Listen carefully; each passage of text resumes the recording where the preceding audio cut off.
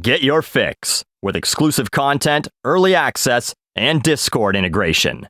It's more Buckley than you could ever want at patreon.com/doseofbuckley. Much like almost every public door handle in North America, almost every entertainment news story is at least a little tainted by coronavirus. I saw a story about Animal Crossing, where they discussed how popular it was for players to wear medical face masks because, I don't know, Polygon saw 10 screenshots of that happening, and it's a slow news month for video games. Everything has to be linked to COVID-19 right now, because I'm sorry, but despite everyone claiming that they don't want to hear about it anymore, and they want a distraction, guess what's getting the most clicks? So, last week, the BBC ran an article that's definitely a little clickbaity, titled, Dua Lipa Interview, How I Released an Album from Lockdown. For the, who's Dua Lipa? I watch a channel that talks about pop culture all the time and I don't know any pop culture references and also don't know how Google works, so I write, who's Dua Lipa in the comments section. People, she's a pop singer. That's all you need to know. Now, I'll preface this video with the fact that I actually kinda like Dua Lipa as far as pop music goes. She's one of the few pop singers who's predominantly making upbeat music, at least as far as the singles go. I like her voice, lyrics are pretty repetitive, but she makes club music, so that's gonna happen. I did an almost positive musical autopsy of her song New Rules a couple of years ago, and I like her image. She's a little intimidating looking, she kinda scares me a bit actually, which might say something weird about me, but anyway. The BBC gets its links to the virus in early and often. But while artists like Lady Gaga, Sam Smith, and Haim have delayed their albums due to the coronavirus, Dua chose to bring hers forward, giving it to fans a week earlier than planned. It wasn't an easy decision. The star was in tears as she announced the news in a YouTube live stream, not least because the album had leaked online, a situation she later described as a pain in the arse. Ultimately, she thinks it was better to set the record free instead of worrying about the perfect release strategy. I made this album to get away from any pressures and anxieties and opinions from the outside world, she says. Yes, it was made to be listened out in the clubs and at festivals, but at the same time, I wanted to give people some happiness during this time, where they don't have to think about what's going on and just shut off and dance. Maybe it had to just come out now, rather than later. So here's what I don't get. Number one, why the fuck anyone's delaying anything, at least when it comes to music, but maybe even other forms of entertainment. And number two, what this really has to do with the coronavirus. Just like you do in the morning, let's start with number two. The article kinda quickly glosses over the fact that the album already leaked. That is the reason it got released early, because at that point there's no sense in holding it back. If you do, everyone's now listening to it and you're not making a dime off of it. At least if you can get it on Spotify and Apple Music, you can start collecting your fractions of pennies for every play. So the article makes her sound like she's doing the world a favor. Oh, here's my new album. You're stuck inside with nothing to do but worry. Well, here you go. Which brings us to number one. What real challenges are there when it comes to releasing new music during this whole shit?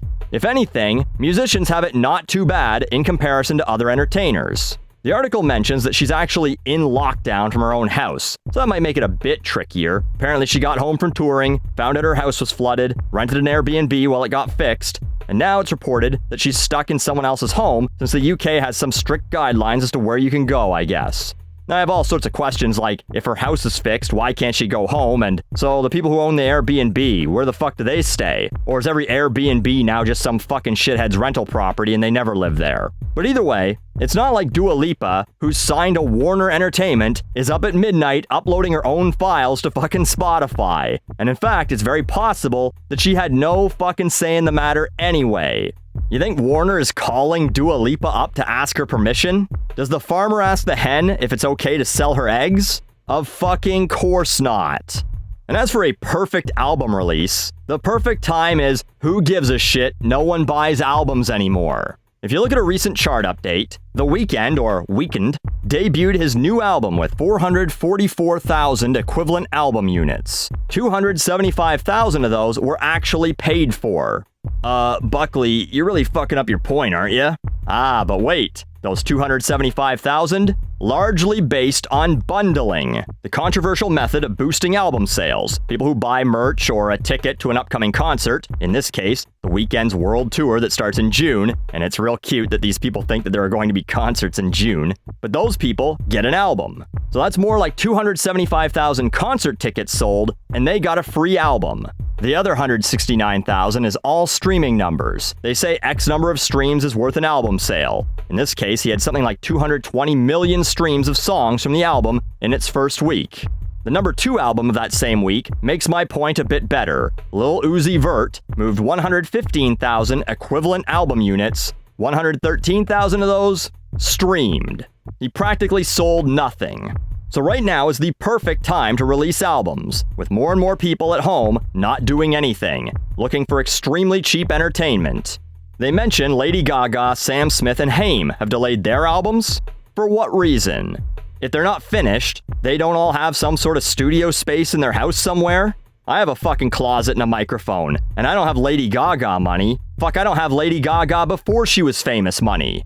They can't share a fucking Google Drive to send files to their producers? Collaborate on fucking Zoom? If the album's done, someone can't just upload it from home? It's pretty hard to social distance and film a movie or a TV show, but most pop artists could very easily do an album from home. Fucking Gucci Mane literally released a song one day after he was released. From prison. The ultimate social distancing. He was completely distanced from society. Of course, he did actually go and perform in a studio that day, but my point is that musicians have no excuse. Aw, you can't go tour the album and make your real money? Well, here's the good news. No one can.